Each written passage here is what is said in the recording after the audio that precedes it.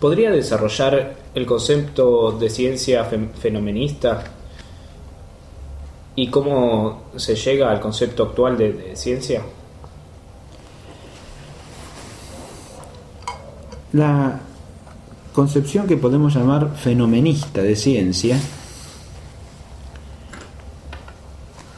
tiene un origen histórico muy claro, tiene un desarrollo histórico también que es cognoscible y complejo,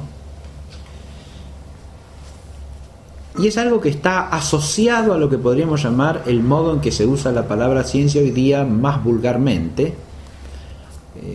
Yo no hablaría ahí de concepción actual de ciencia, primero que nada porque más bien en cualquier tiempo puede haber diversas concepciones de ciencia dando vuelta, y llamar actual solamente a la que prevalece o a la que predomina en ciertos ámbitos o en general es reducir una realidad compleja a una de sus partes.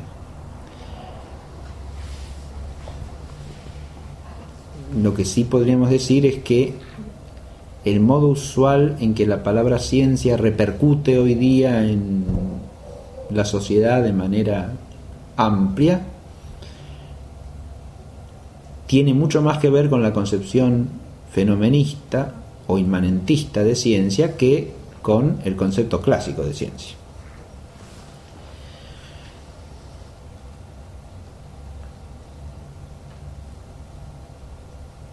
La concepción fenomenista está asociada en sus orígenes históricamente a la ideología del iluminismo del siglo XVIII. Y lo primero que hay que hacer, a mi entender, desde el punto de vista histórico, es no confundir esa concepción fenomenista con una noción de ciencia mucho más acotada, precisa, como sería la concepción de la ciencia físico-matemática en Galileo o Newton.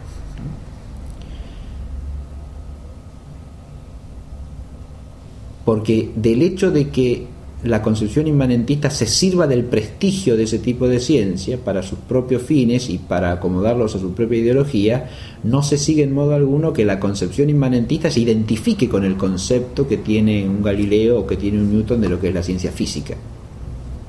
Aparte de que en ello se trata primariamente de la ciencia física en una de sus formas, que es la ciencia físico-matemática, y no de una concepción general o universal de ciencia sin más.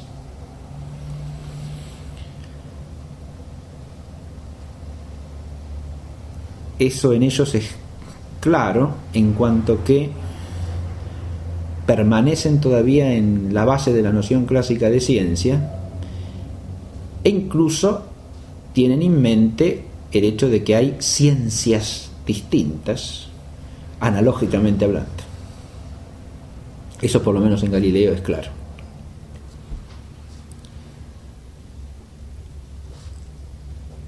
Tampoco significa esto que su concepción de la ciencia física, como física matemática, a su vez sea una cosa filosóficamente irreprochable, porque es algo que se puede analizar en sus principios y ver hasta qué punto se justifica y qué fundamentos generales tiene. Porque de nuevo, el hecho de que sean grandes físicos matemáticos no quiere decir que ipso facto y sin más sean por eso grandes filósofos de la física matemática. Esto obedece a que ahí hay una diferencia o un salto desde el punto de vista del objeto, porque la filosofía de la ciencia, como parte de la reflexión intelectual sobre el conocimiento de la verdad, pertenece al orden metafísico del conocimiento y no al orden físico, ni al físico sin más ni al físico matemático. Claro, esto solamente se puede visualizar desde el concepto clásico de ciencia. La concepción fenomenista se puede llamar quizá más propiamente inmanentista, porque la finalidad de esa concepción es reducir el horizonte de la ciencia a lo inmanente, es decir, a lo que pertenece al universo físico presente y al tiempo presente. Y la finalidad a su vez de eso es desconectar a la inteligencia racional del hombre de cualquier realidad trascendente. Esto parece explícito en los grandes representantes del pensamiento iluminista del siglo XVIII.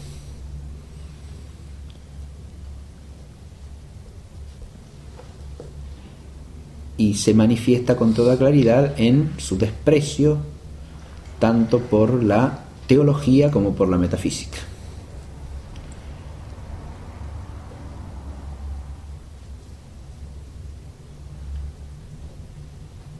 Esto, a su vez, tampoco significa que ellos, de una manera implícita y solapada, no hagan su propia metafísica.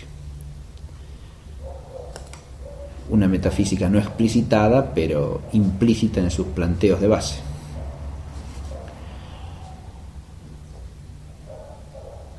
Por lo menos como una cierta ontología y una cierta teoría del conocimiento en general correlativa con esa ontología.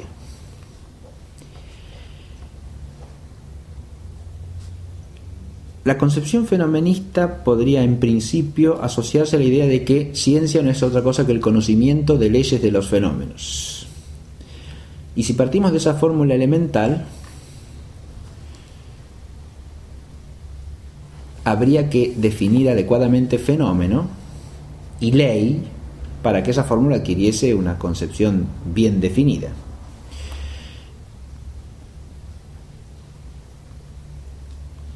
Fenómeno uno lo podría concebir en un sentido clásico y realista, como la manifestación accidental sensible de una naturaleza. Y un cierto ámbito de conocimiento podría, constituyéndose como ciencia hasta cierto punto, y de luego aclaro por qué hasta cierto punto, restringirse a sí misma, esa disciplina, digo, para contentarse con establecer correlaciones entre fenómenos. Es decir, acotar su alcance objetivo a eso. Pero adviértase que en la medida en que hiciese eso, renunciaría a entender la realidad en el fondo. Porque si uno se limitase a correlacionar fenómenos sin más, desde un punto de vista meramente descriptivo, esto pasa así, ya no estaría siendo propiamente ciencia, porque lo propio de la ciencia es buscar principios y causas. Ahora, de hecho, cuando uno considera lo que es la física de Galileo o de Newton, por ejemplo, es claro que ellos también están buscando principios. El punto de vista del que buscan principios es el que restringe tanto el tipo de principios que puedan hallar como el alcance de su conocimiento acerca de esos principios. Porque al establecer un punto de vista matemático con respecto al ente físico, lo que buscan son principios del ente físico en cuanto matematizable, es decir, en cuanto sujeto a cantidad. Y la cantidad no es de hecho la esencia del ente físico, aunque sí es una propiedad. Esto desde el punto de vista clásico se puede entender perfectamente y se puede explicar adecuadamente, de manera tal que una falacia en la que no hay que caer es que para explicar el concepto físico-matemático de ciencia en el sentido que tiene vigencia hasta el día de hoy, uno tenga que cambiar el concepto de ciencia. La cantidad, siendo una propiedad investigada como tal, puede dar lugar a muchas conexiones necesarias, porque la esfera de lo propio también establece necesidad, por la conexión necesaria que tiene la propiedad con la esencia. Pero centrarse excluyentemente en la esfera de lo cuantificable, de lo mensurable, de las magnitudes, que a su vez matemáticamente se pueden expresar como variables, implica dejar de lado otros aspectos del ser de la realidad física.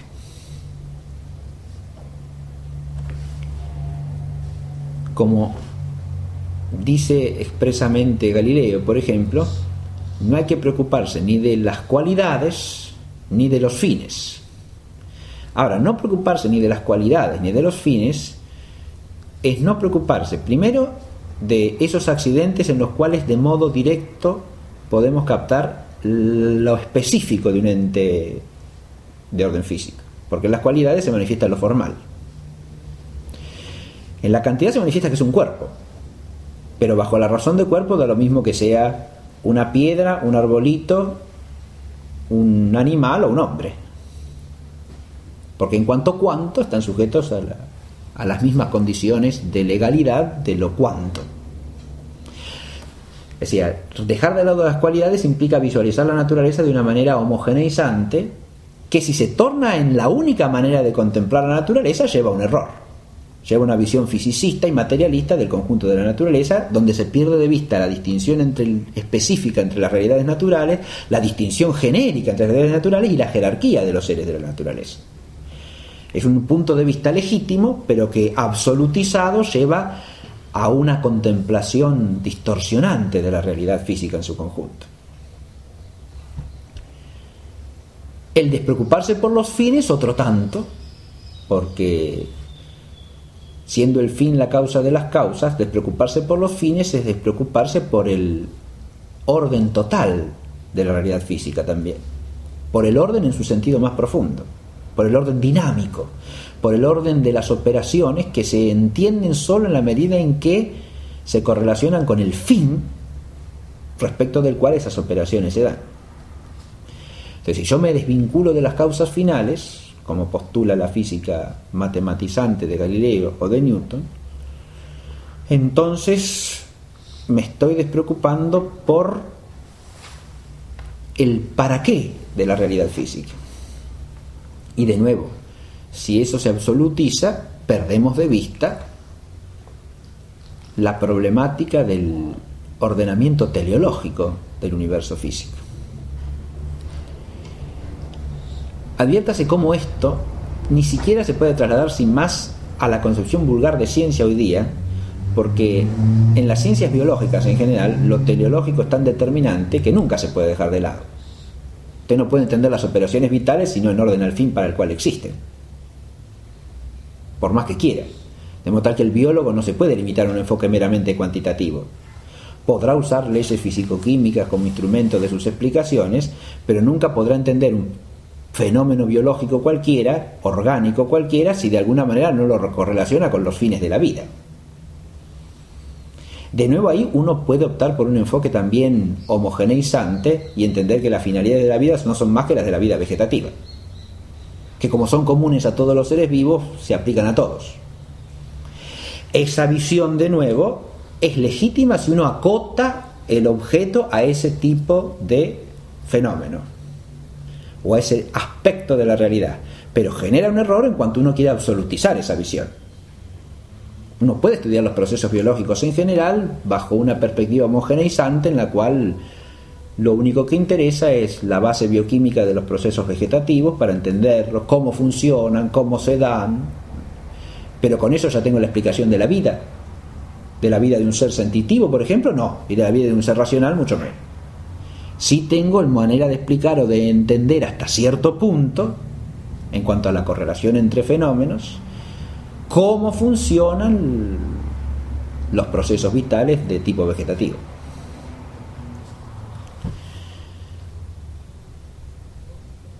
Lo que no resulta legítimo hacer a la luz de una visión realista y clásica desde el punto de vista filosófico es reducir la totalidad del conocimiento de la naturaleza, ya sea la física, ya sea la viviente, a esas perspectivas que se ocupan de lo más común en cada una de las esferas, porque entonces caemos en un reduccionismo, y mucho menos pretender que eso agota el ser de la cosa a conocer. No agota ni nuestro conocimiento posible ni el ser de la cosa, por más que sea una perspectiva parcial legítima. Ahora, estas perspectivas, siendo legítimas como un enfoque parcial de la ciencia, también tienen una limitación que hace que el concepto de ciencia se les aplique por analogía, y por una analogía disminuyente, es decir, no por una analogía que va hacia grados superiores de perfección, sino al revés. Porque si yo me limito a conectar fenómeno con fenómeno sin indagar la raíz que tiene eso en la esencia de la cosa, o sea, me despreocupo por lo esencial, estoy poniendo un límite a la inteligibilidad del ente. Estoy entendiendo cómo más que por qué. Con lo cual, la inteligibilidad se hace una inteligibilidad muy parcial y reducida. Si yo no me puedo plantear el fundamento inteligible de las cosas, en el fondo mi inteligencia de las cosas es muy precaria y es superficial. Si yo soy consciente de que estoy adquiriendo una inteligencia parcial y superficial, está bien. Ahora, si yo pretendo que esa inteligencia parcial y superficial es todo y suple a cualquier otra cosa, o incluso es superior a cualquier otro tipo de conocimiento, entonces ya estoy cayendo en un error.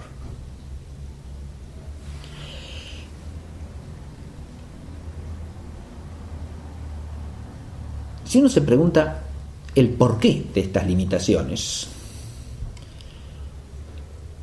ahí entramos en las raíces conceptuales o ideológicas que nos permiten entender el trasfondo de estos hechos históricos. ¿Por qué estas limitaciones? ¿Por qué Galileo y Newton entienden que al ente físico hay que enfocarlo fundamentalmente desde lo cuanto? Porque el instrumento primordial del conocimiento del ser físico es la matemática.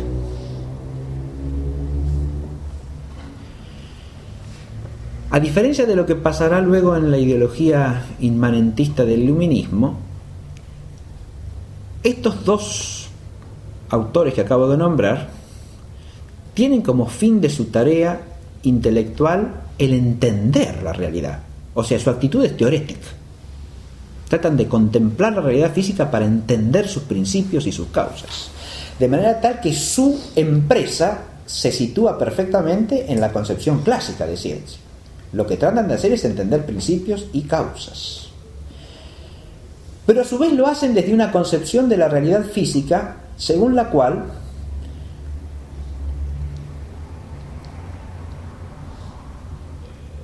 el principio de orden y por lo tanto de inteligibilidad en el ser físico es el orden matemático. Es decir, según la concepción que ellos tienen, el número y la cantidad son la raíz de la inteligibilidad del ente físico. Uno podría preguntarse qué tipo de presupuesto ontológico está ligado a esto. Esto se ha estudiado ampliamente y habría dos corrientes de pensamiento filosófico que influyen respectivamente en Galileo y en Newton. En Galileo principalmente pareciera ser una concepción de tipo pitagorizante, neopitagorizante. En el sentido de que Galileo tiende a pensar que lo esencial del ser físico es lo numérico. De modo tal que no es que se desentienda por la esencia, no, sino que entiende la esencia de los cuerpos de un modo pitagórico. Y por lo tanto, para entenderlos hay que entender el orden matemático que está en ellos. Es fácil de advertir esto. Si él cree que la raíz esencial del ente físico está en el número y por lo tanto en la cantidad numérica, para entender el ser físico, y bueno, hay que ir a lo que le es esencial y por lo tanto al número, a lo cuantificable, a las variables y a las relaciones precisas que existen entre las variables. Se discute también si en realidad no es un influjo de Platón. Platón ya en el Timeo sostenía que el conocimiento del mundo físico, que según él nunca alcanza a ser episteme, sino doxa, se hace una doxa razonada cuando se aplica el instrumento matemático. O sea, a diferencia de lo que entiende el pitagorismo, Platón no postula directamente que la esencia de las cosas físicas sea el número, pero sí entiende que la matemática y el orden numérico son el instrumento principal para captar racionalmente el mundo de los fenómenos, o sea, el mundo de las realidades sensibles. Con respecto al caso de Galileo, insisto, hay autores eruditos que discuten si el influjo es más bien pitagórico o platónico. La diferencia estaría en esto que acabo de decir, ¿no? En el caso del influjo pitagorizante tiende a pensarse que el número es la esencia del ser físico. En el caso del influjo platónico, el ser físico se entiende como algo que es cuantificable por su naturaleza, pero su naturaleza o su esencia misma no radica en el número. En el número estaría el aspecto del ser físico que como tal se puede entender racionalmente.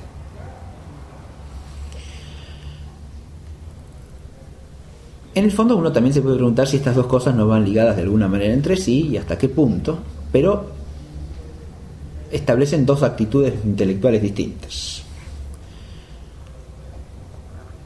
Porque solo en el caso de la visión platónica o platonizante cabe lo que ya se planteaba Ptolomeo en la época helenística, esto es, si el instrumento matemático de la ciencia física, o en el caso del instrumento matemático de las explicaciones astronómicas, era nada más que una manera de salvar los fenómenos a que recurría nuestra razón, o al mismo tiempo era algo que se daba en la realidad de las cosas. El planteo que se hace Ptolomeo a este respecto es el planteo clásico del convencionalismo frente al realismo. Es decir, cuando yo me valgo de un instrumento matemático, sea aritmético, sea geométrico, para dar una explicación plausible de un fenómeno, esa construcción matemática, esa elaboración matemática, eso es lo que se plantea Ptolomeo, ¿se da en la realidad de las cosas o es nada más que un expediente del que yo me sirvo para hacer comprensible el fenómeno?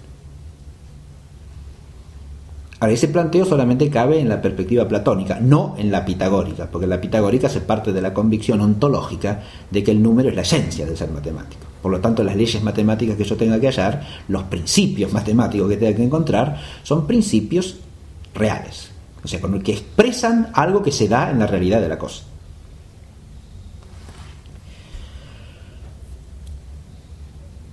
Ahora, eso que acabo de decir, expresan algo que se da en la realidad de la cosa,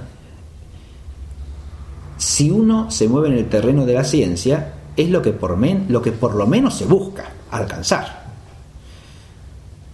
Porque aún en el planteo de Ptolomeo, uno advierte que la preocupación de él es si esas explicaciones que él da se corresponden con el ser real o no. Porque si no se corresponden, él tiene que aclarar que eso no es nada más que un expediente relativo y convencional, no una explicación de cómo son las cosas en realidad.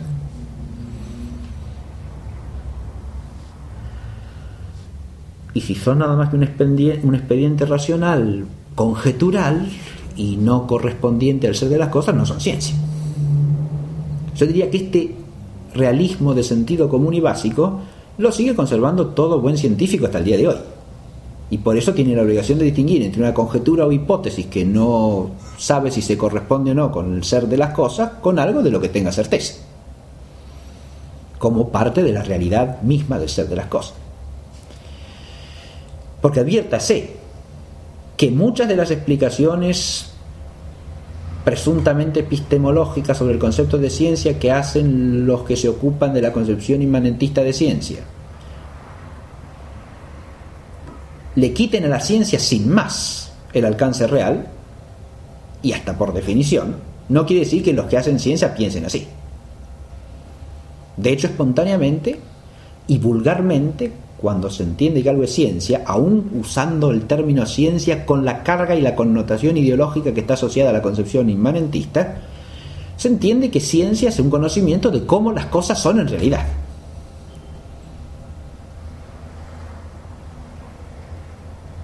Y no una mera conjetura que sirve para manejarlas, pero sin que se sepa en rigor si corresponde o no a la realidad de las cosas. En ese caso, adviértase, hasta se produciría una suerte de paradoja, porque si esa conjetura sirve para manejar las cosas, no se ve cómo pueda desligarse por completo de corresponderse con el ser de las cosas.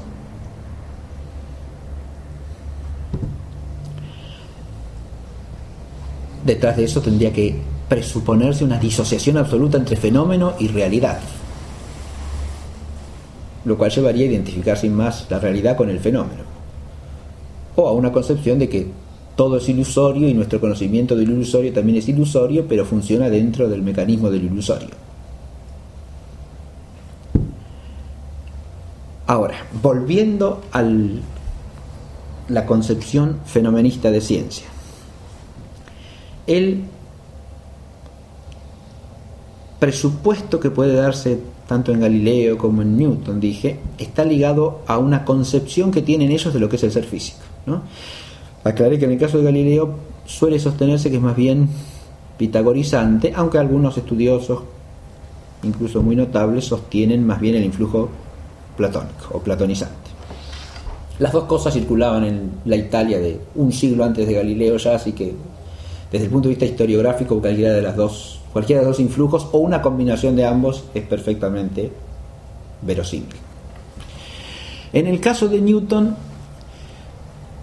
suele hablarse más bien de un influjo platonizante vinculado a lo que suelen llamarse los platónicos de Cambridge, que es una serie de autores ingleses del siglo XVII, en los que reaparece lo que podríamos llamar la tendencia platónica en cuanto a la explicación de los fenómenos físicos, o sea, el hecho de que el instrumento primario para considerarlos racionalmente es el instrumento matemático. El modo de hablar de Newton en su conjunto tampoco parece llevar a una visión pitagorizante, en el sentido de que no es muy claro que él entienda que la esencia del cuerpo es el número. Sin embargo, el conjunto del pensamiento de Newton no me parece a mí que se pueda desvincular totalmente de eso. Es decir, yo más bien me inclinaría por ver en ambos una combinación de los dos influjos, el platónico y el pitagórico. Pero eso es una cuestión que se investiga y se sigue investigando entre los historiadores de la ciencia, así que no podemos definir nada totalmente en ese respecto. Ahora hay algo más que hay que aclarar en ambos casos, y que es la raíz primera de la aplicación del término ley a los principios de la naturaleza. ¿Por qué tienden a llamar leyes a los principios de la naturaleza? Uno se podría quedar con la explicación, bueno, que son regularidades a las que los fenómenos parecen obedecer como nosotros obedecemos a las leyes, ¿no? Estoy presuponiendo aquí un hecho fundamental, y es que el concepto de ley no procede del ámbito de la naturaleza física, sino que el concepto de ley procede de la esfera de la naturaleza humana, ¿no? Es un concepto que está ligado al orden moral, al orden jurídico y al gobierno de las sociedades humanas, ¿no?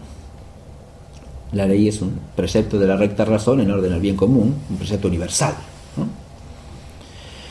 Y que promulga el gobernante de una sociedad que supone personas asociadas, ¿no? Porque la ley, como precepto de la recta razón, es dado a sujetos racionales cuya inteligencia está llamada a iluminar en el orden práctico. Cuando se lo traslada a este término cualquier otro orden, se lo está trasladando por analogía. Y si no se trata de un gobernante, sea humano, sea Dios mismo como gobernante del universo y de los hombres todo,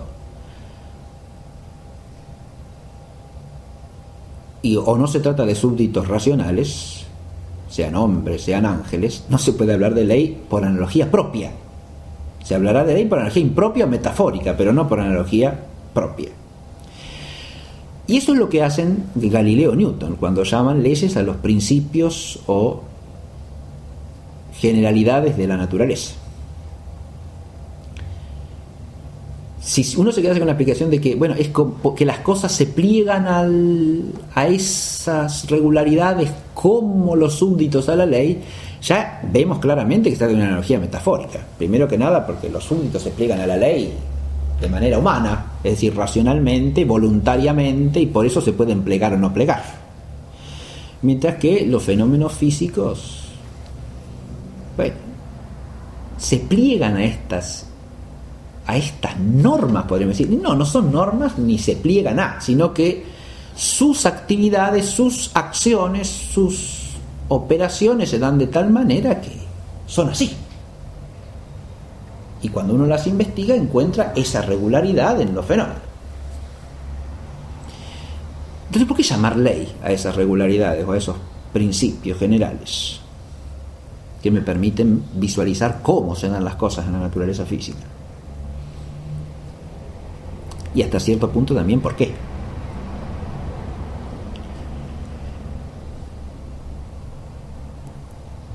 En Galileo y en Newton la razón de esto es explícita.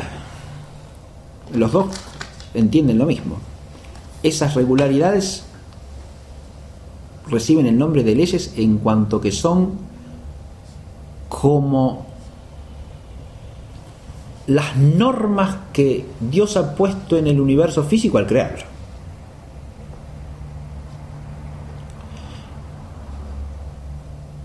De nuevo, como no se trata propiamente de normas, podemos decir que la analogía es impropia, ¿no? Es decir, lo que ha puesto Dios al crear la realidad física es la naturaleza de las cosas, su ser esencial.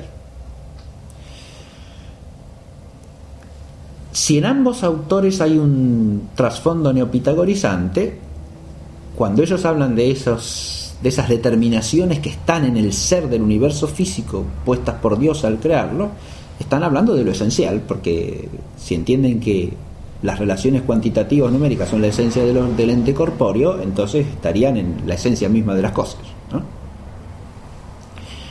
Y si no están en la esencia, sino en el modo de darse sus accidentes por cierta vinculación con la esencia, entonces también hay algo que dimana de la esencia y que hace que la cantidad o los aspectos cuantificables de las cosas físicas se den siempre de un cierto modo, según un orden. Es decir, ambos tienen una actitud teórica en este sentido. Están contemplando un orden que está en las cosas y que es admirable. Porque resulta admirable que al estudiar o al investigar los fenómenos desde el punto de vista cuantitativo, resulte que se dan según un principio matemático exacto, sin que el hombre tenga en eso ni arte ni parte.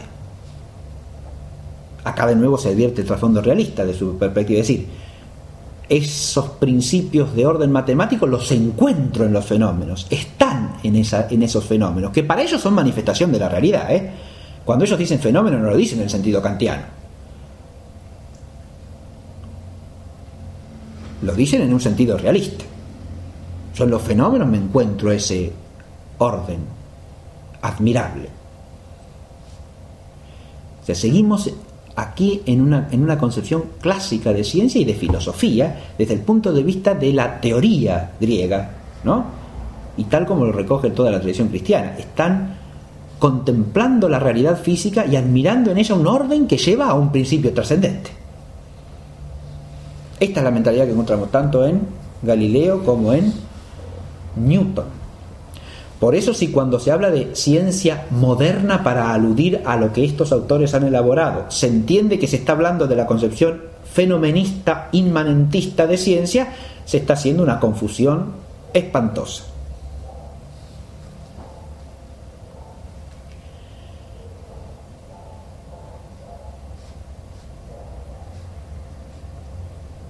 Lo que he tratado de poner en claro es que detrás de esa manera o modo de ciencia que es la ciencia físico-matemática, al modo galileano o newtoniano,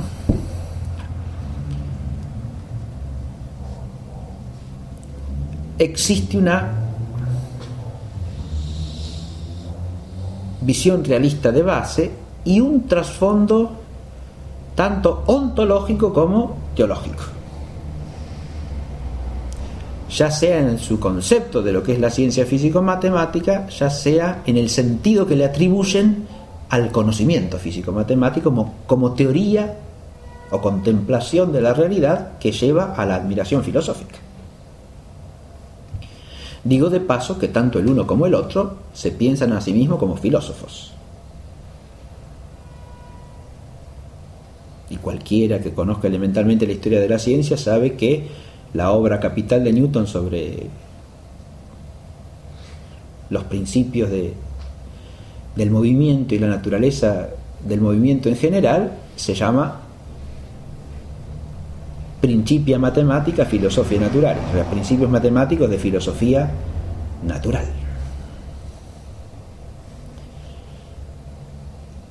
Lo que quiero decir es que en ellos el concepto de ciencia y de filosofía siguen siendo esencialmente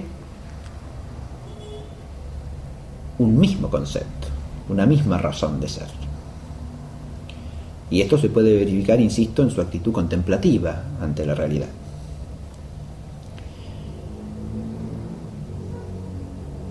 Es claro que esta actitud contemplativa es lo que se ha perdido en gran medida, o casi completamente, en el modo en que suena la palabra ciencia vulgarmente hoy día.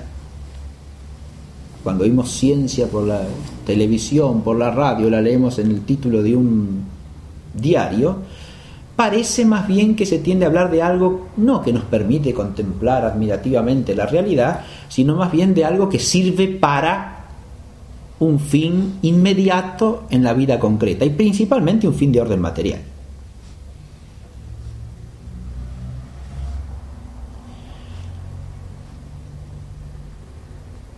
No es esta quizá la única connotación que tiene, pero es una de las connotaciones que tiene. Hago advertir desde ya que esa connotación utilitaria, si se la analiza filosóficamente, difícilmente se pueda abstraer de todo realismo, porque si la cosa resulta útil es porque tiene algún fundamento real. Si el conocimiento resulta aprovechable en la práctica es porque tiene algún fundamento en la realidad. No porque es una mera hipótesis, una mera conjetura o algo que se toma como verdadero pero puede ser falso.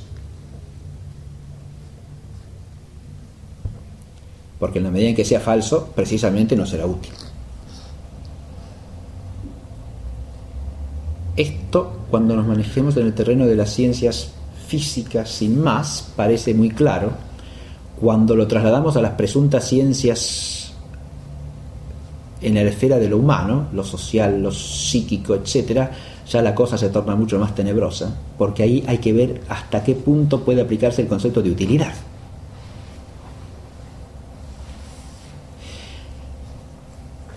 En esos otros casos la palabra ciencia aparece también en los diarios, en la televisión, y suele usarse con distintas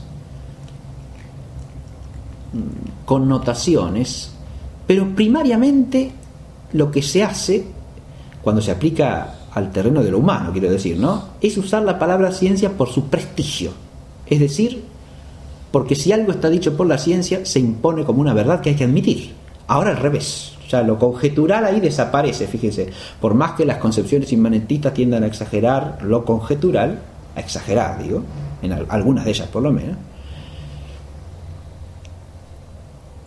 En el caso del uso de la palabra ciencia en el terreno del conocimiento acerca del hombre, cuando se la usa publicitariamente, periodísticamente o en los medios masivos, suele tomársela simplemente por su prestigio. Entonces, si lo dice la ciencia, es algo que hay que respetar. Esa es la connotación con la que se lo usa. No con el sentido de utilitarismo, no con el sentido de que resulta algo que nos permite manejar la realidad, sino que como lo dice la ciencia, hay que tenerlo en cuenta y hay que hacerse cargo de eso.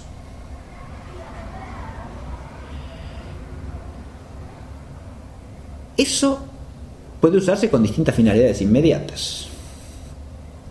A veces se usa en el contexto de discusiones que son de orden moral o jurídico, dando un salto mortal de lo fáctico a lo moral, de lo que es al deber ser. Lo cual ya es filosóficamente un dislate. Pero otras veces se lo usa simplemente para decir que nuestra concepción de las cosas tiene que cambiar o que ciertas conductas no se justifican. Siempre con una finalidad de orden práctico, adviértase, ¿no? No que ciertas conductas no se justifican o ciertas cosas tienen que cambiar en cualquier orden, sino en el orden del obrar humano. Como por ejemplo cuando a veces salen noticias sobre, recuerdo hace un tiempo que salió en el diario un artículo que hablaba de una investigación en una universidad norteamericana según la cual los afectos, en realidad el artículo hablaba del amor. El amor surgía por una serie de reacciones químicas, era un fenómeno bioquímico. Muy bien. Entonces es una cosa bioquímica, amigo. La ciencia enseña eso, que el amor entre los seres humanos es un fenómeno bioquímico. Muy bien. Claro, si uno no tiene ninguna formación no puede ni siquiera registrar de qué se trata eso. Con un poquitito de formación después puede caer en la trampa de la confusión, ¿no? Es decir, de saltar de lo que es propio de la naturaleza humana, de un acto que es propio del hombre como ser espiritual, como es el amor, a identificarlo con algún tipo de fenómeno físico-químico. Pero eso, lo que acá nos interesa es que eso es presentado como un hallazgo científico. Y al presentarlo como un hallazgo científico se quiere decir que cualquier otra manera de pensar en el amor está fuera de la realidad. Acá la palabra ciencia está tomada simplemente por su prestigio clásico, no por el prestigio que le podría dar la concepción moderna, porque difícilmente usted tenga que atenerse a algo que es una mera conjetura acerca de cosas que son muy difíciles de conocer. Ahora, si la ciencia es la verdad, esto solamente o nos da a conocer la verdad, sentido clásico de ciencia, la verdad sobre el ser de las cosas, entonces usted tiene que hacerse cargo de lo que dice la ciencia, porque si no está fuera de la realidad. El prestigio que se toma ahí es el prestigio clásico para llamar ciencia algo que obviamente es probablemente no ciencia aún en el sentido fenomenista de la palabra. Esas presuntas investigaciones de las que se habla ahí hay que ver de qué tratan, ¿no? Porque para que usted pueda hablar del amor como un fenómeno físico-químico tiene que haber llamado amor a algo que no es el amor. ¿Se da cuenta? Habrá que ver de qué es lo que investigaron. Eso el diario no se lo va a aclarar jamás. El diario le larga eso para que usted entienda que cuando se habla de los afectos entre los seres humanos se habla de un fenómeno físico-químico como la digestión. Y ya está. Esto es lo que induce, pero ¿eso es un concepto de ciencia? Claro que no. Eso es un uso de la palabra en virtud de su prestigio cultural para promover o inducir cierto tipo de conducta ideológicamente. Eso es todo. Lo mismo que llamar ciencia a ciertas cosas para exaltar su utilidad práctica y así darles el valor de lo que es provechoso y permite progresar en la sociedad. Y uno podría hacer un estudio amplio de todas las connotaciones que se asocian al término ciencia, ¿no? Desde el punto de vista del utilitario, del progreso material por un lado, o desde el punto de vista de de aquello a lo que hay que atenerse porque es la única verdad que el hombre puede conocer racionalmente, ¿no?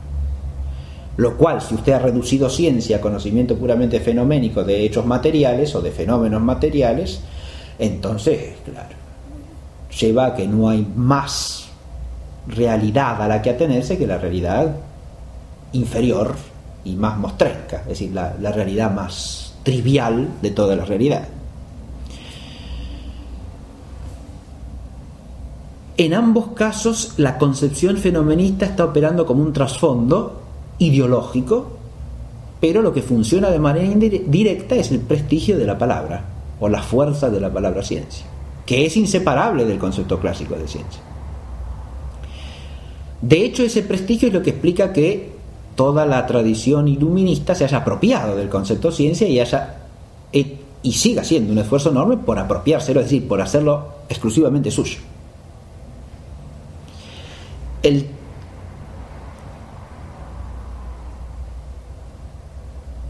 término ciencia usado por el iluminismo nos lleva ya al siglo XVIII y es lo que está asociado a lo que a mí me parece debe llamarse concepción inmanentista de ciencia, de la cual la concepción fenomenista es la variante primera,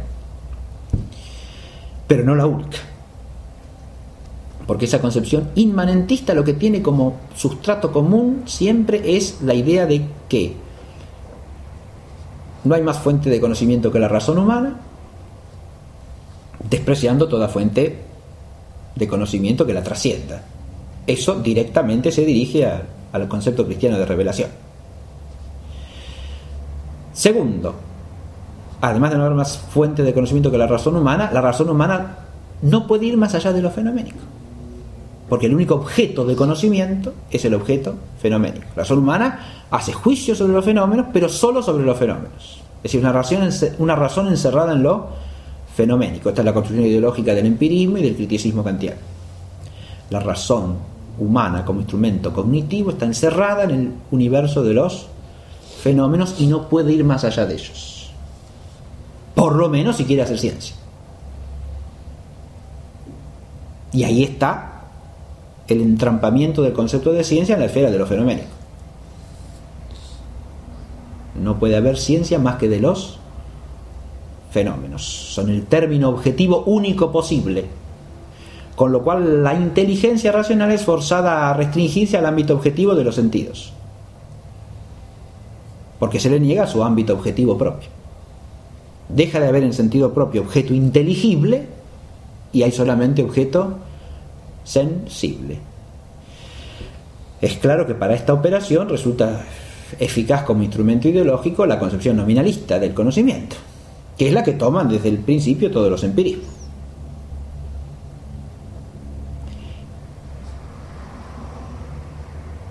Aquí hay una paradoja histórica enorme, pero muy provechosa si uno la sabe entender, muy provechosa en el sentido pedagógico. Uno encierra una enorme enseñanza, ¿no?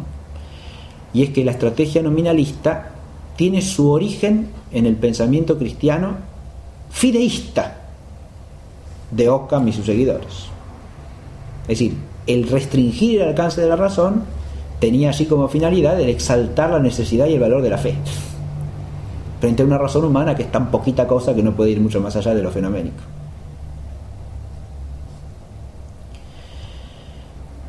Esa misma estrategia la usará el iluminismo racionalista. ¿Pero ahora para qué? La finalidad en el fondo es la misma: impedir que la razón vaya más allá de lo fenoménico. ¿Pero por qué? Porque se quiere absolutizar lo fenoménico, partiendo de que lo que está más allá de los fenómenos, lo que se postula como suprafenoménico, es algo que lleva a la alienación del hombre. Es decir, el hombre tiene que quedarse en la esfera de lo fenoménico porque en realidad no hay más que eso. Esa es la creencia de base. Y todo lo demás es una construcción para atemorizar al hombre, para hacerlo inferior a lo que es, para rellenarlo con un Dios que se le revela y que le pide cosas que están más allá de lo humano. Es decir, hay una visión ahí al revés, antifideísta, es decir, una visión que ve en la fe un mal y asocia lo trascendente a la fe. En eso el fideísmo de Occam y el racionalismo de Hume coinciden, en cuanto que disocian o separan las esferas de la razón y de la fe, y por eso digo que ahí hay algo muy instructivo y una enseñanza profunda que visualizar, porque lo que está en la raíz común tanto de un fenómeno como del otro, del fideísmo y del racionalismo, del fideísmo pietista de un Occam o de la tradición protestante luterana, en la que ese fideísmo antirracionalista se hace más vigoroso todavía, o del otro lado del racionalismo antifideísta, es el poner una contradicción esencial entre la fe y la razón. Es decir, la fe es tanto más fe cuanto la razón es menos. O la razón es tanto más razón cuanto la fe es menos. Y eso solamente, esa dialéctica de oposición contradictoria obedece a que se las entiende como esencialmente incompatibles. Esto que estoy diciendo es, en mi opinión, el trasfondo histórico-cultural y religioso sobre el cual se edifica toda la problemática. Esto es mucho más importante que el surgimiento de nuevos tipos de ciencia, como sería la ciencia físico-matemática a lo largo de muchos siglos y por un proceso complejo. Eso es un fenómeno importante, pero que de ninguna manera podría haber tenido las consecuencias que se han sacado de allí en otro contexto. El contexto histórico de base que hay que tener en cuenta es este contexto de la problemática religiosa de la relación entre fe y razón. Por supuesto que se pueden tener en cuenta otros contextos, insisto, como el del propio desarrollo de la ciencia física y la oposición entre una ciencia física matemática y una ciencia física ontológica, ¿no? Que en lugar de verse como complementarias se ven como adversarias irreconciliables de nuevo. Es decir, se ven como que una tiene que suprimir a la otra para poder existir, en lugar de verse como dos modos de enfocar el ente físico que se complementan entre sí. Este también es un problema que está en el trasfondo de, llamamos, cómo entiendo ciencia, ¿no? Y ahí hay otra cosa que advertir. Si la ciencia física ontológica y la ciencia físico-matemática son dos tipos de ciencia distintos acerca del mismo objeto material, lo que las hace esencialmente distintas es su objeto formal. Y de nuevo, eso es un principio esencial del concepto clásico de ciencia. Lo que especifica la ciencia es el objeto, pero últimamente el objeto formal, no el objeto material. Esto es importantísimo, porque si yo trato del hombre, pero lo enfoco con un objeto formal que no me hace ver en el hombre más que procesos bioquímicos, en el fondo no es una ciencia antropológica. El hombre es un objeto material por accidente de esa ciencia, pero su objeto formal no es específicamente humano. Entonces no es una ciencia propiamente humana.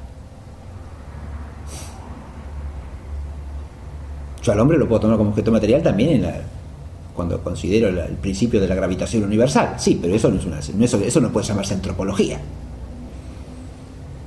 Como no puedo llamar a estudio antropológico un estudio de la bioquímica de la digestión, aunque sea de la digestión humana. Porque el hombre ahí es nada más que el objeto material.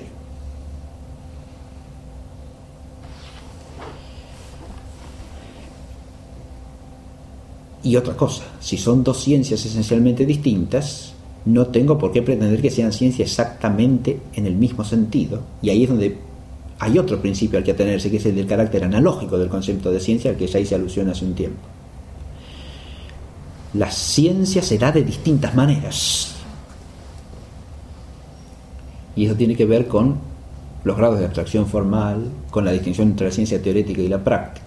Es decir, con toda una serie de distinciones que muestran cómo la noción de ciencia es una razón analógicamente distendida y que hay que pensar analógicamente. Esta amplitud del concepto clásico de ciencia permite que llamemos ciencia a cosas que son ciencia de distinto modo, pero que conservan un primer analogado y por lo tanto participan de distintas maneras de una razón que es de algún modo una. Entonces podemos hablar de ciencia también en general, aunque analógicamente. Este carácter analógico tiene que ver también con la posibilidad de evitar un error tremendo en la epistemología, que es la pretensión de un único método universal de la ciencia. Es decir, ahí hay dos errores, ¿no?, que la concepción clásica evita. Primero, la ciencia no se determina por su método, sino por su objeto. porque usted opere de cierta manera metódicamente ya tiene una ciencia. Y no, porque el método no hace a la disciplina esencialmente. Más aún, si lo que usted está aplicando es un método que no se corresponde de ninguna manera con el objeto a investigar, lo que no está haciendo es ciencia, porque está forzando al objeto a entrar en un método que no le corresponde. Entonces lo que va a hallar en el fondo, a lo sumo, serán aspectos meramente accidentales y superficiales del objeto que está investigando, pero no el objeto mismo, si es que alcanza algo del objeto, porque el método puede ser tan dispar con el objeto que ni siquiera le permite alcanzar ni lo accidental del objeto. Ahora,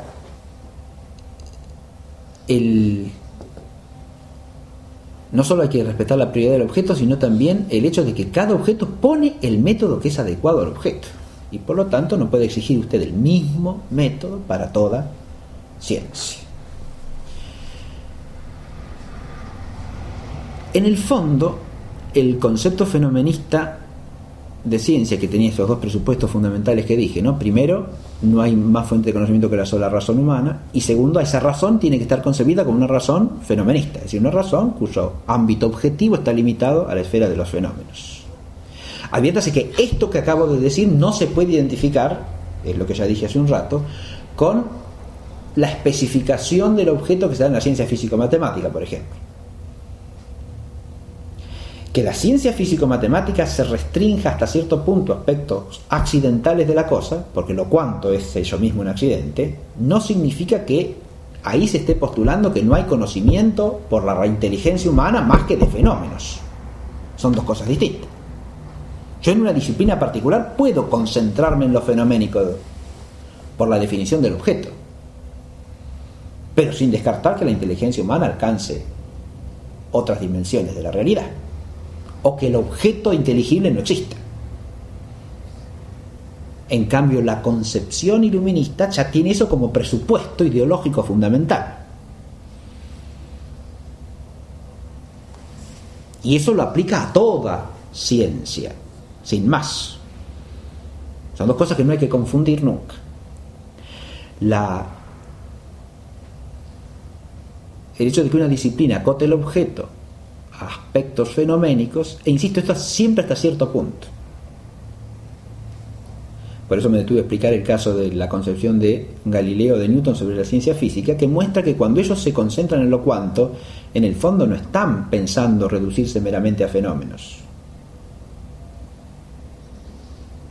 porque entienden que en lo cuanto hay algo que de alguna manera está ligado y muy profundamente a lo esencial de los cuerpos. De manera que, aun cuando se entendiesen que eso es una mera determinación, que es un accidente propio, como lo es la cantidad de hechos, en lugar de entenderlo como la esencia de la cosa física, como su constitutivo esencial, ¿no? Aun cuando lo entendiesen como una nota accidental propia, hay esfera ahí para el conocimiento que llamamos ciencia clásicamente, porque, insisto, lo propio tiene una conexión necesaria con la esencia. Pero lo que es claro es que ese acotamiento del objeto no se puede, una disciplina en particular, no se puede confundir con esto otro que estamos diciendo. Es decir, con el hecho de que postulemos desde el vamos que no hay más conocimiento racional que el conocimiento racional que hace juicios sobre fenómenos observables. Ese es un presupuesto ideológico de la concepción iluminista, no un concepto de ciencia. Ahora, la elaboración de concepciones de ciencia que pertenece a esa tradición ideológica, obviamente está enmarcada siempre por lo mismo. Entonces, si usted lee la concepción de ciencia en Hume, en Kant, en Popper, en Kuhn o en cualquier otro epistemólogo iluminista, siempre están partiendo de los mismos presupuestos. Los mismos presupuestos naturalistas, racionalistas, fenomenistas, inmanentistas, que son los de la ideología iluminista. Y lo que llaman ciencia tiene que entrar en los límites de esa concepción y en las determinaciones fundamentales de esa concepción, y si no, no es ciencia. Esto obedece a una estrategia ideológica muy clara, que ya está en la raíz del iluminismo. O usted es un inmanentista o no es racional. Ahora trasladado al concepto de ciencia, o usted entiende ciencia en un sentido inmanentista, racionalista, fenomenista, o no hace ciencia. Dar por sentado que eso es así es admitir los presupuestos del iluminismo, queriéndolo o no.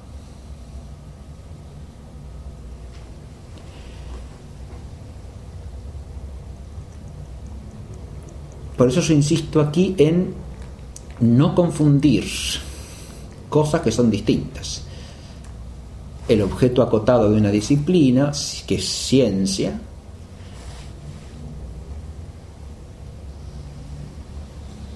la praxis concreta y la teoría concreta de una disciplina, que incluye su método, su objeto determinado, la intención con que se la cultiva, con la concepción iluminista, sin más. ¿Está claro? Eso, porque si no, pareciera que hablar del concepto clásico de ciencia es hablar de algo que ya no existe, cuando la ciencia es siempre lo mismo, si es ciencia. De modos distintos, por participación distinta de lo mismo, sí, pero es ciencia en la medida en que es conocimiento de algo que es universal por ser necesario, y eso se conoce por cierta demostración. Eso se da en la ciencia físico-matemática newtoniana, en la ciencia físico-matemática de hoy día, se da en la mecánica cuántica, se da en lo que sea, es decir, se da en cualquier disciplina que se pueda llamar ciencia en sentido propio. También nos podemos encontrar con el problema de si ciertas disciplinas que se llaman ciencia lo son o no. Ese es otro problema. Pero es un problema que no tiene que ver solamente con el concepto clásico de ciencia. Yo diría que al contrario, el concepto clásico de ciencia a ese respecto es mucho más amplio, por su carácter analógico, que el concepto fenomenista. Pero el concepto fenomenista, que es más restrictivo, porque es un concepto degradado, es decir, un concepto que es incapaz de admitir bajo la razón de ciencia a las ciencias supremas, a las ciencias más elevadas, a las superiores. Tiende en cambio a llamar ciencia a cualquier tipo de conocimiento, por más que no sea ciencia, que sea de orden fenoménico, con lo cual induce otro tipo de confusión, porque a cualquier conocimiento que sea de carácter empírico o experimentable lo llama ciencia, aunque no sea ciencia en ningún sentido. Porque si usted no se preocupa por entender las cosas, simplemente está haciendo una experimentación para ver cómo obtiene que un filamento se encienda y permanezca encendido durante un tiempo, como hacía Edison, usted no hace ciencia, está haciendo tecnología, está desarrollando algún instrumento técnico para la vida humana, lamparita eléctrica o lo que quiera hacer, pero eso no es ciencia, de ninguna manera, aunque tome algún conocimiento de la ciencia y lo aplique en ese desarrollo tecnológico. Pero acá, al hablar de la relación entre ciencia y tecnología, estamos tocando un punto capital de la ideología iluminista y de la mentalidad corriente de hoy día. Es decir, una de las operaciones ideológicas fundamentales del iluminismo será esta: la ciencia queda restringida a los fenómenos. El objetivo primario de ese, ¿cuál es? Desligar la razón humana de lo trascendente. Ahora, para eso hay que llenar ese vacío con algo. El vacío de la relación del hombre con lo trascendente tiende a llenarlo el inmanentismo siempre con la acumulación de cosas inmanentes, de bienes temporales. Entonces, uno de sus valores supremos es el progreso material del mundo humano, ¿no? Es decir, el hombre a través de la técnica va dominando progresivamente las cosas materiales. Entonces la ciencia tiene que estar al servicio de la técnica. Y se llama ciencia cualquier tipo de conocimiento que sirva para algo práctico. Y si no se puede aplicar inmediatamente en el dominio de la naturaleza material, no es ciencia. Entonces ya ahí tenemos otro aspecto de lo que podríamos llamar la concepción inmanentista de ciencia. Por un lado está el fenomenismo, pero por otro lado está lo que podríamos llamar en general el pragmatismo. Es ciencia si sirve, y si no, no es ciencia. ¿Sirve para qué? Básicamente para el dominio. Es decir, la ciencia es un instrumento de dominación, de control de la realidad, de dominación, de sujeción de la realidad a los propósitos que el hombre tenga. En ese sentido también el concepto se degrada por el fenomenismo, porque en lugar de llevar la ciencia a la contemplación del ser de las cosas y a sus causas y principios, cuanto más elevados, más dignos de ser contemplados, lleva a aplastar la visión de la realidad sobre las cosas inmanentes, lleva una especie de fisicismo, materialismo, por lo menos metodológico, que induce a su vez un materialismo de concepción, ¿no? Y lleva a mirar las cosas siempre desde lo más bajo. Lleva bien a un reduccionismo hacia lo inferior. Es una mirada que se dirige hacia lo inferior, porque lo inferior es lo que se puede manejar. De nuevo el fenomenismo, yo dije, hay una cosa que es el fenomenismo y otra que es el pragmatismo, pero uno puede bien plantearse si no es el caso en la ideología iluminista que el fenomenismo no sea un instrumento del pragmatismo. Porque yo dije, el hombre trata de desvincularse de lo que lo trasciende, pero esa desvinculación de lo que lo trasciende es para autoabsolutizarse, ¿no? Y para que el hombre se autoabsolutice tiene que tratar solamente con cosas que sean inferiores a él,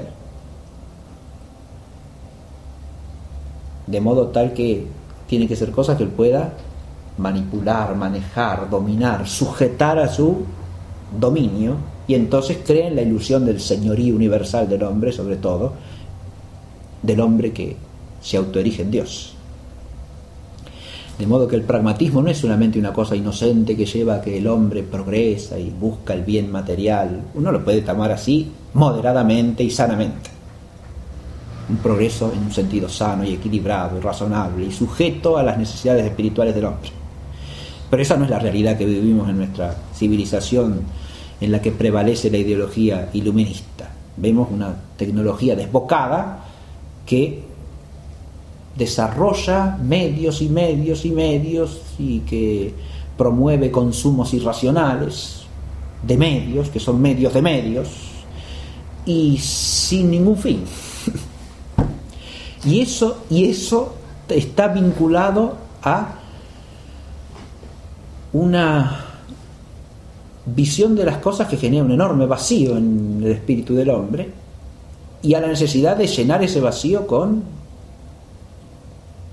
realidades que estén a la disposición del hombre.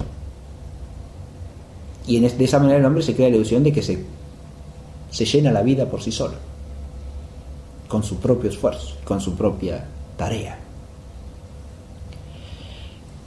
Cuando la palabra ciencia funciona asociada a esta mentalidad, obviamente ciencia solamente se puede llamar a las cosas que tienen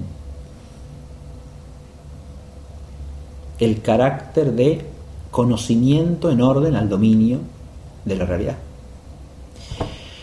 Eso se hace mucho más grave cuando las realidades dominadas ya no son meramente las realidades infrahumanas, sino el propio hombre.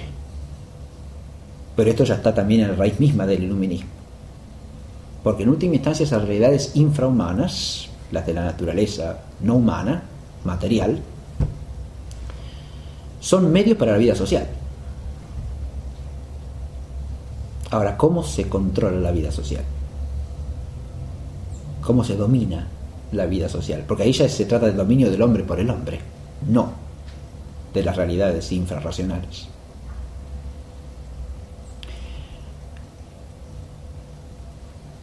Y ahí ya entramos en otra problemática, insisto, mucho más grave todavía, no desvinculable del anterior. Pero si el concepto de ciencia es el concepto de un saber utilitario que me permite dominar la realidad, ¿eso también vale para la realidad humana? Si nos situamos desde la perspectiva de Comte o de Marx, es claro que es así, porque tanto el pensamiento positivista como el pensamiento marxista se centran en el hombre y en cómo el hombre debe operar sobre el hombre para que la realidad humana sea racionalmente controlada, es decir, esté puesta al servicio del hombre. Lo cual desdobla la realidad humana en los que, teniendo el conocimiento que se llama ciencia, saben cómo hay que controlarlo, de aquellos que son instrumentos de ese control. En Comte, los sabios, que así llaman a los científicos, que por tener el conocimiento de las leyes de la vida social, de la física social, que se llama sociología, son los que pueden controlar racionalmente la sociedad humana.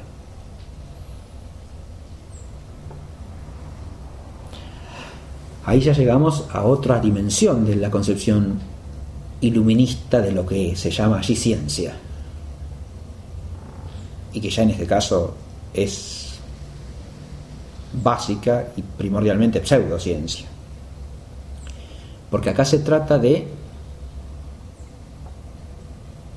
conocer leyes de la sociedad humana, de la vida social de los hombres, como si la sociedad humana fuese un conjunto de fenómenos del mismo modo que lo es el conjunto de los fenómenos físicos,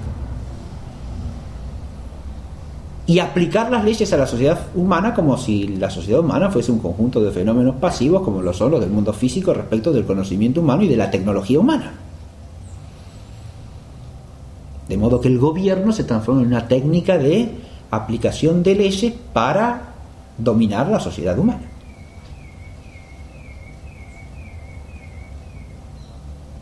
En el fondo nada ganaríamos si le agregásemos a eso el consentimiento de los gobernados a los gobernantes para que los manejen como si fuesen fenómenos.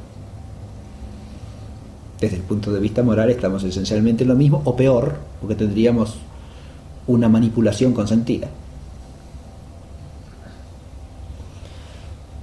Pero el problema fundamental que se genera allí es que ha sido abolido lo específicamente humano, y el gobierno humano, que es una operación moral, se ha transformado en una actividad tecnológica, ideológicamente, ¿no? Por una distorsión ideológica. Y la sociedad humana en un objeto de construcción como sería el puente para un ingeniero.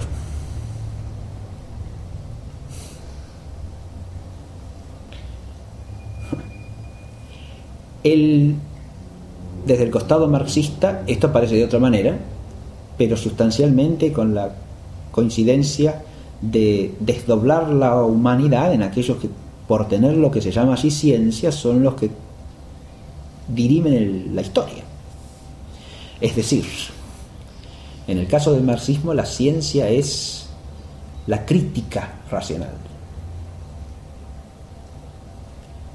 En la concepción marxista, que es la que basa a su vez las concepciones neomarxistas de hoy día, la ciencia es siempre una praxis. Obviamente, la ciencia tiene que reducirse a la esfera de la praxis. Lo que dice Marx en la tesis sobre Feuerbach, de que hasta hoy se ha entendido que la realidad es algo que hay que conocer, pero en realidad la realidad es algo que hay que transformar. Y si la ciencia no la transforma, no es ciencia.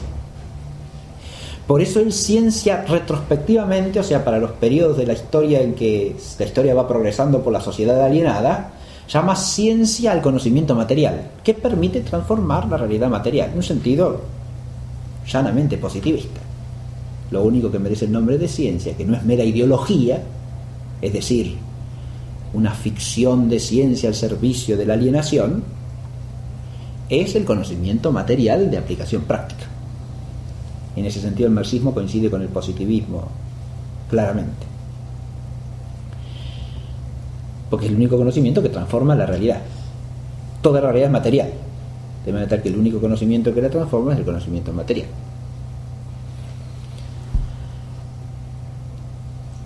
Ahora, el conocimiento de la materialidad de la historia en su estructura, eso lo tiene solamente la conciencia crítico-práctica.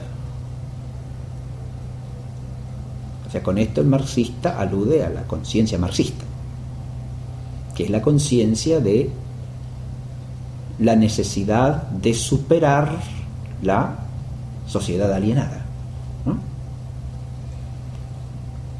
llevando la historia hacia su fin. O sea, el proceso de alienación hacia su fin, que es la superación de la alienación. Pero esa transformación implica la conciencia crítico-práctica revolucionaria, que es lo que se llama ciencia en un sentido superior. O sea, ¿qué es la ciencia? Eso, la autoconciencia crítico-práctica revolucionaria de la estructura social.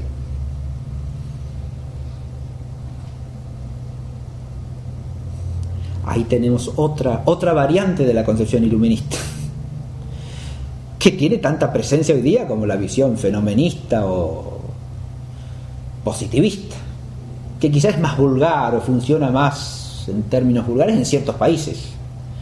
Si uno se sitúa en los países de la Unión Soviética hace 20 años o 30 años, obviamente la única noción de ciencia que circulaba era la que yo estoy diciendo ahora. Y hoy día en Europa aún circula ampliamente, y sobre todo en los países occidentales de Europa: Alemania, Francia, Italia, a través de distintas formas de marxismo. Esta concepción de que ciencia es eso, la autoconciencia crítico-práctica revolucionaria de la estructura social, de manera tal que es ciencia aquello que permite la transformación revolucionaria de la sociedad, que en última instancia es la conciencia que la sociedad tiene de su estructura como alienada, procurando la superación de la alienación por la supresión o destrucción de la alienación estructural. Los medios que se pueden promover para eso son distintos, pero la racionalidad asociada a lo que se llama ciencia es siempre una racionalidad crítico-práctica revolucionaria. Crítica porque parte de la distinción entre la estructura y la superestructura a la que pertenecen todas las ideologías, inclusive esos pseudo conocimientos que se llaman ciencia, desde la conciencia alienada. Ahí, por ejemplo, el neomarxismo alemán ubica ciertas epistemologías como la popperiana en una conciencia alienada que elabora sus ideologías, ¿no? Lo cual nos muestra que en el ámbito de la concepción iluminista de ciencia estamos lejos de la unanimidad, salvo en los presupuestos básicos de toda la concepción: el naturalismo, el racionalismo, la negación de todo lo trascendente. En eso coinciden plenamente.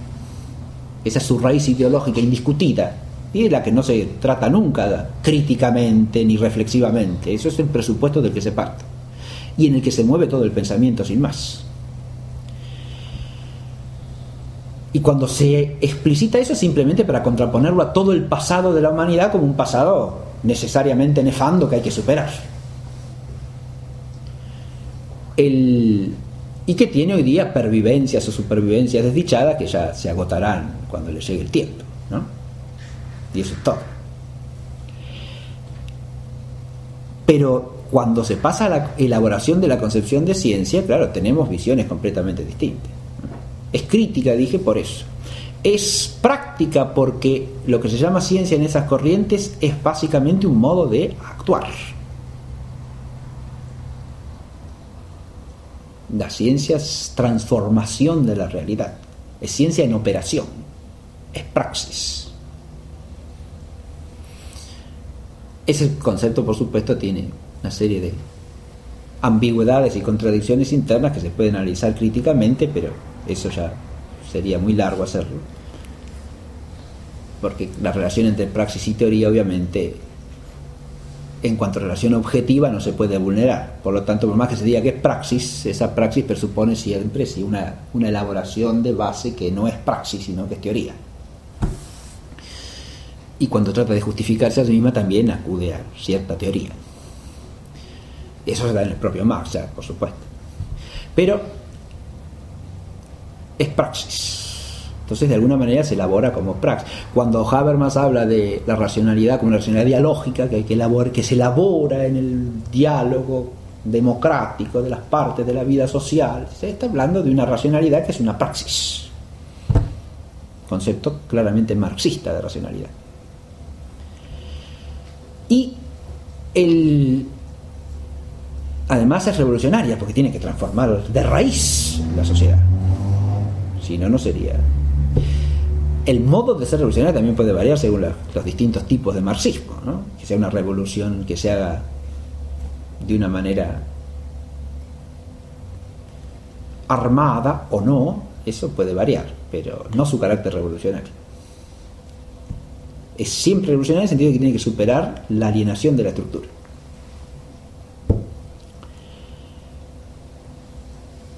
Y por eso la ciencia ahí es por definición ciencia social, no ciencia natural.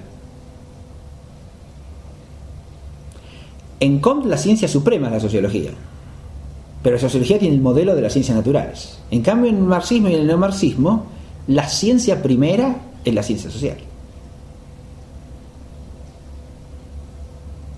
No la primera desde el punto de vista histórico. Desde el punto de vista histórico es la última. El conocimiento material de las realidades inferiores viene antes. Pero el conocimiento material, el autoconocimiento material de la estructura social es lo que viene último. Pero es lo primario, como ciencia, porque es lo único que lleva a la transformación de la sociedad, a la transformación revolucionaria de la vida social, que superando la historia genera la humanidad, podríamos decir, posthistórica, pero que desde el punto de vista axiológico viene a ser suprahistórica, porque ya es la humanidad que ha superado la alienación.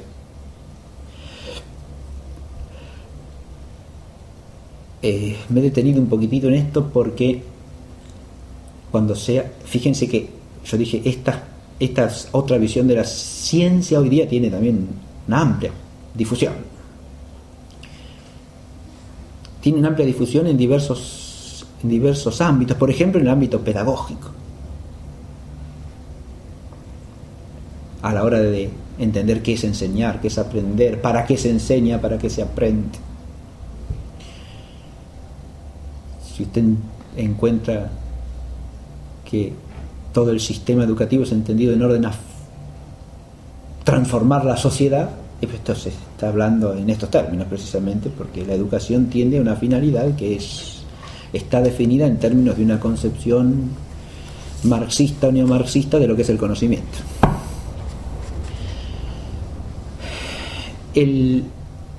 Ahora, esto es que es una concepción unilateral de ciencia. Insisto, la única unilateralidad que tiene es la de los principios de base de la ideología iluminista. Eso es lo único en que hay homogeneidad. Pero más allá de eso, hay una diversidad de concepciones que no solo se distinguen entre sí, sino que se oponen entre sí contradictoriamente.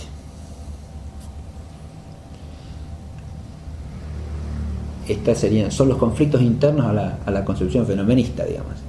Pero para visualizarlos adecuadamente hay que tener un panorama suficientemente amplio de la concepción fenomenista, que los llamados epistemólogos del fenomenismo no suelen tener.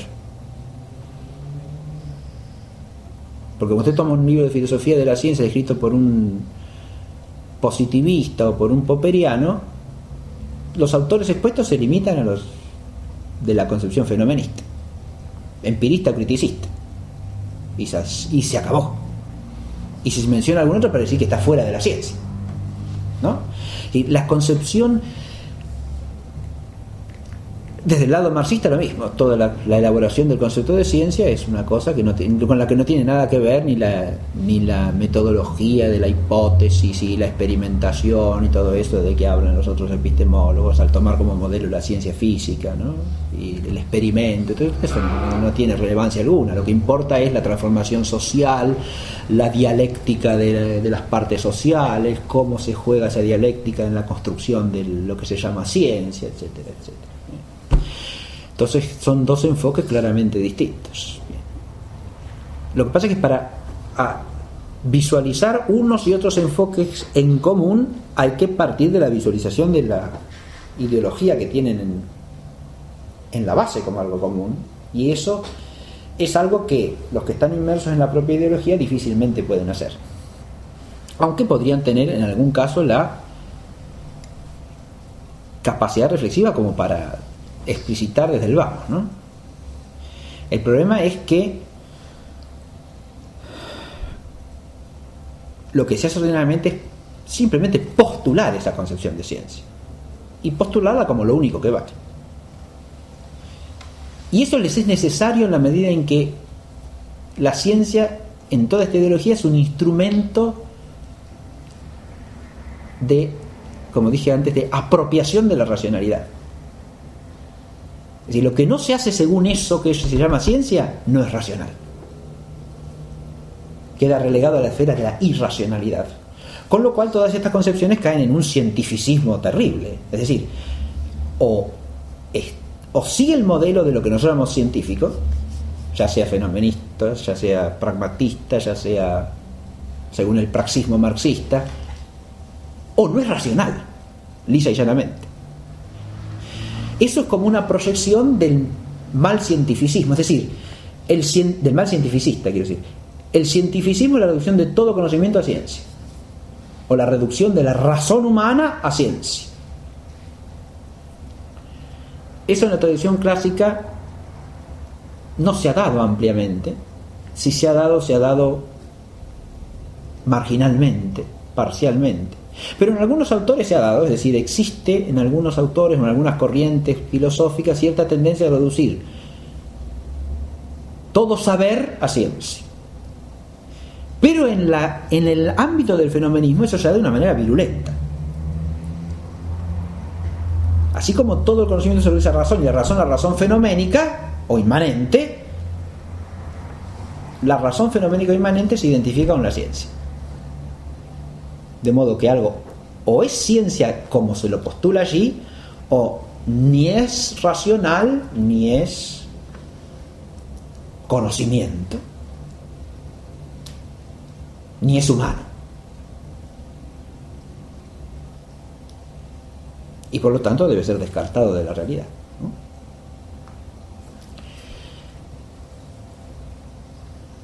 En algunas de estas corrientes hoy día